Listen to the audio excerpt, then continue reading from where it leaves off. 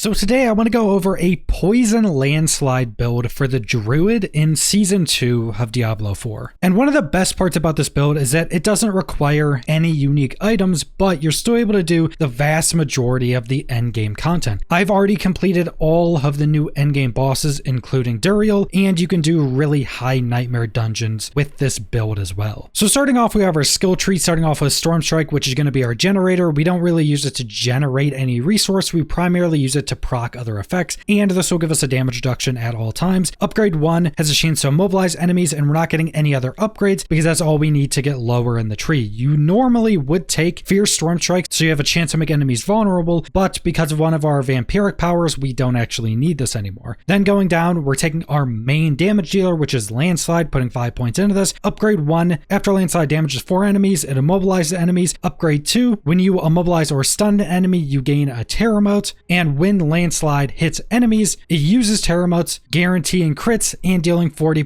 multiplicative crit strike damage. Now we do need Landslide on our bar, but we're not really going to be using it itself. We're going to be generating landslides with other abilities, but you need Landslide on your bar to get the benefits of its upgrades. Then we're putting 1 point into Earthern Bulwark. We're going to have this up a lot, gives a ton of barrier. Upgrade 1 makes you unstoppable when you use it. Upgrade 2 causes it to explode and deal some damage. And because this build is focused around getting cooldown resets, we'll be constantly proccing this by reapplying Earthen Bulwark. Then we're going down, we're taking Poison Creeper. This is primarily to proc other effects from our aspects. Upgrade 1 increases the immobilize by 1 second. Upgrade 2 gives us increased critical strike chance by enemies strangled by our Poison Creeper. Then we're going down, taking Trample, and Trample again is to proc additional effects. Trample as well makes you unstoppable. It can deal some decent damage itself, and then Upgrade 1 causes Trample to deal more damage the less enemies it hits. So the actual damage of Trample can be decent when you're going against, say, one target. Then for our ultimate, we're taking Petrify. If it's not on a boss, it's a big AoE stun that makes you deal increased critical strike damage to those enemies. If it's against a boss, you deal even more critical strike damage, and it lasts a lot longer against bosses. Then we're taking Upgrade 1. Petrify's effects are increased by 1 second. Then for our capstone, which is one of the most important parts of the build, casting an Earth skill has a 30% chance to trigger a free Storm skill, and vice versa. And in addition, these free skills that are cast count as both Earth and Storm skills. And this is going to be combined with one of our most important aspects, which when Nature's Fury key passive procs, your non-ultimate cooldowns of the opposite type are reduced by up to 7.5 seconds. So anytime our capstone procs, it's reducing our cooldowns. And this is primarily done through our generator, which is a Storm skill, which will then reset our Earth skill. So it'll reset our Trample and it'll reset our Earthen Bulwark. So we're just constantly getting ability resets. And this is what this build is built around. Next up, we have our passives. 1 into Heart of the Wild to get wild impulses or core skills deal more damage. And since we're not actually using Spirit, this is just a pretty big damage increase. Then increased critical strike chance against close enemies. And then Iron for damage reduction while in Werebear, but it persists for 3 seconds after. And Trample's the only thing that's going to turn us into a Werebear. But because we get so many resets, this damage reduction will be up quite a lot. Then 3 into Ancestral Fortitude. This is incredibly strong now. All of your resistances are increased by 15%. Getting resistance cap is very important now. Then Vigilance, after we use a defensive skill, we gain damage reduction for 6 seconds. Then Nature's Reach, you deal increased damage to distant enemies, double if they're CC'd. We do have some CC through our Landslide procs. Then we're going down 1 into Neurotoxin, so we gain 3 into Envenom. We deal increased critical strike damage against poison enemies, and our Poison Creeper poisons everything it hits. Then we're going down 3 into Defiance. Nature skills deal more damage to elites. 3 into Natural Disaster. Earth skills deal increased damage to vulnerable enemies, and Storm skills deal increased damage to stunned enemies. Then Resonance. Nature skills deal increased damage. Triple this effect if an Earth skill is cast after a Storm skill, and vice versa. So we're going to be using our Storm Strike, which is a Storm skill. Then we cast an Earth skill, and that'll get a massive damage increase when you're going back and forth. Then we're taking Quick Shift. When a shapeshifting skill transforms you into a different form, it deals 15% increased damage. Then upon shapeshifting into a werewolf or werebear, gain damage reduction against elites. And this is primarily going to be through using our Trample that turns us into a werebear. So we use Trample, go into werebear, then most of our other skills turn us back into human. So we'll be constantly shapeshifting. And then next up, we have our Spirit Boons, Wariness to take reduced damage from elites, Sight Talons for increased critical strike chance. Then we have Calamity, extend the duration of our ultimate, which extends the duration of Petrify. Now you may not actually need this, or you may not just want this, and you can actually take this off and maybe put a point into max life increase instead. That could be viable. Then we're taking Pack Leader, a lucky hit. Critical strikes have up to a 20% chance to reset the cooldown of your companion. This is for our Poison Creeper. This is how we we reset Poison Creeper constantly. Then finally, we have Calm Before the Storm, another lucky hit. Nature skills have up to a 10% chance to reduce the cooldown of your ultimate by 2 seconds, so we can just petrify a lot more. And then next up, we have our Vampiric Powers. Now, one of the most important ones is a Cursed Touch. It's a lucky hit up to a 44% chance to inflict Vampiric Curse on enemies. And afflicted enemies have a chance to spread it to other enemies. And then when we release our Vampiric Curse, which sends out all of the exploding curses, it'll deal more damage. Now, this mixed with Prey on the Weak is incredibly strong, because with Prey to the Weak, enemies are vulnerable when affected by your Vampiric Curse. And Prey to the Weak also makes us do massively increased damage to vulnerable enemies. So with a Cursed Touch, we inflict Vampiric Touch on a lot of enemies. Prey on the Weak, all those enemies are vulnerable. This means we don't have to apply vulnerable in any other way. We just use these two powers and vulnerable is good to go. Then we're using Hamancy. Your attacks deal 80% of your max life as physical damage to nearby enemies. This occurs every 4 seconds, and you heal 1% of your max life for every enemy damage this way. Now this is ridiculously strong, because this will proc off of doing anything, even mounting up on your horse, interacting with any object, using any skill, this will proc. So it'll basically be proccing every 4 seconds, and the range on this thing is ludicrous. It hits stuff off screen, it pulls enemies you haven't even seen yet. It's ridiculous. It deals a decent bit of damage, so it'll kill a lot of the small enemies, but this can also proc other effects, such as applying Vampiric Curse from our Cursed Touch, but this also gives us stacks of Disobedience, which is another aspect we're using, which gives us increased armor stacking, and this got massively buffed with all the new changes, so this can give us some massively increased armor, and when this procs and hits dozens of enemies off screen, every single one it hits, it gives you a stack of Disobedience, which is ridiculously strong. And since we generally have a decent bit of health, I have 9,300 right now, it does deal a decent bit of damage. Then we're using Undying. Casting any skill gives you 3% of your max life as healing, which is already ridiculously strong. Then when you're below 50% health, this doubles, so 6% healing. This is ridiculous. It heals you so much, and we don't really need much other healing in this build. This is a stronger version of our old Masochistic. Now this used to be critical strikes heal you for 3% of your max life, but it got massively nerfed to be a lucky hit, but now this Vampiric Power is just a better version of that. Then finally, we have Sanguine Brace. When you kill an enemy, you fortify for 6% of your base life. The important part is when you have more fortified than half of your max life, we gain 8% increased crit strike chance. So this will be applied basically all the time and give us a big critical strike chance increase. And next up, we have our Paragon Boards. Now my Paragon Boards are in no way optimal. I've primarily just been going through taking whatever. Once I get to level 100 and I got my glyphs leveled up, then I'll try to optimize the boards. And I'm just going to go through the main parts. If you want to just follow my entire board, I'll have a link in the description in the build planner. So first off, we're starting with what seems to be one of the best new glyphs for Druid, Tectonic. You gain increased earth critical strike damage for taking dexterity within range, but the secondary effect is ridiculous. It just gives you 15% increased lucky hit chance, which is absolutely ridiculous for most Druid builds. Then we're going up and taking the Heightened Malice board. When 3 or more enemies are poisoned near you, you deal 45% increased multiplicative damage, one of the best legendary nodes in the game. Then the next glyph we're taking is Undaunted. You deal increased damage while fortified, take reduced damage while fortified, which is really big. We're always going to be fortified. Then we're taking the Earthern Devastation board, which was changed up a bit. Your Earth skills deal increased critical strike damage, and this is increased by 20% of your damage versus crowd controlled. My current bonus is 20%, but I do think this is going to make damage versus crowd controlled a bit better for this build. Either way, this is basically always worth taking. And then the next glyph we're taking is Spirit. Increase critical strike damage, then critical strikes increase the damage an enemy takes from you by 2% up to 12%, so some pretty massive damage increases. Then the last board I've taken is Ancestral Guidance, and this is primarily just because a lot of the rare and magic nodes gives you increased core damage. And then the current glyph I'm taking up here is Tracker. You deal increased damage to poisoned enemies, and most enemies we're facing are going to be poisoned. So next up, we have our legendary aspects and our gems, and for our gems, we're using critical strike to vulnerable enemies in our weapons. We're using damage reduction while fortified in our gear, and in our jewelry, I'm currently using 1 cold resist and 2 armor gems, but depending on what your resistances are, you're going to want to be using your jewelry gem slots to make sure you have maxed out resistances. I have maxed out resistances for every resistance, but if you don't, you want to be using gems in your jewelry that get you to those caps. Then for our aspects, our primary aspect, as we went over, when our Nature Fury passive procs, we get reduced cooldowns, and then past that, all of our other offensive aspects can either be on our 2 rings, our 2 weapons, or our gloves. So starting off, when we use Poison Creeper, it casts Landslide in a circle around us, and our Earth skills deal increased damage to poison enemies. Then Trample now summons 6 Landslide pillars during its duration, each dealing 80% of normal damage, and Trample is now a nature skill in and Earth skill, so both our trample and our poison creeper spawn massive waves of landslides, which is the main way we use our landslide. Then to round this out, landslides, earth pillars, each strike a second time and deal increased damage per enemy hit. So now anytime a landslide comes out from a poison creeper or our trample, it now does 2 waves. So when we trample across the screen, it'll just do 2 massive waves of landslides. Same with our poison creeper. Then our core skills deal up to 40% increased multiplicative damage based on your fortify. Then finally, casting a storm skill grants your earth skills 45% increased critical strike damage for 4 seconds, and casting an earth skill increases your critical strike chance of your storm skills. And both these buffs will be up basically all the time. Then for our other aspects, we're using increase the duration of your earthen bulwark by 6 seconds. In addition, killing enemies replenishes your earthen bulwark's barrier. Now this is really strong with how many resets we get. And then on our chest piece, I have disobedience. You gain percentage increased armor for 4 seconds after dealing any damage, up to a maximum of 66%. This is very strong because armor is still incredibly important, even though all it does now is reduce physical damage taken, but still incredibly important. Then on our legs, our basic attacks give you 20% damage reduction for up to 6 seconds. We're constantly spamming our storm strike, so just massive damage reduction. Then on our boots, when you have fortify, your earth skills gain +2 ranks. So all of our earth skills +2 ranks, and skill ranks are generally more important in season 2. And then finally, we have our gear stats. Now mine are a bit wonky. I'm still trying out and seeing what's best because of how many of the different stats were changed around, and now that resistances are actually useful. Now the most important thing you need right off the bat is max resistances. You need 70% because that's a resistance cap. And this is going to come from a mix of our passive effects in our skill tree, our Paragon board, and our gear pieces. So when you're specifically looking for helmets, chest piece, legs, or boots, these can roll with pretty high resistances on them. So you're going to want to be looking for resistances on those pieces of gear. You're going to want to be filling out your resistances with your gems on your jewelry pieces, and all of that mixed together, you want capped on all of your resistances, because if you have low resistance for something, it's just going to kill you. Now past that, on our helm, willpower is good, max life is good, and pretty much any other defensive aspect. You can also get stuff like cooldown reduction. Then on our chest piece, you basically just want all damage reduction. Since you can get resistance from so many other places, I think your chest piece just having all % damage reduction is going to be good. Damage reduction to fortified, to poison, to distance, to close, anything like that's going to be good. Then on your legs, kind of the same thing as the chest piece. I have willpower. Damage reduction while injured is still one of the best damage reduction stats. Damage reduction from fortified, dodge chance to close, and then just dodge chance, all really good defensives. On your boots, you want movement speed.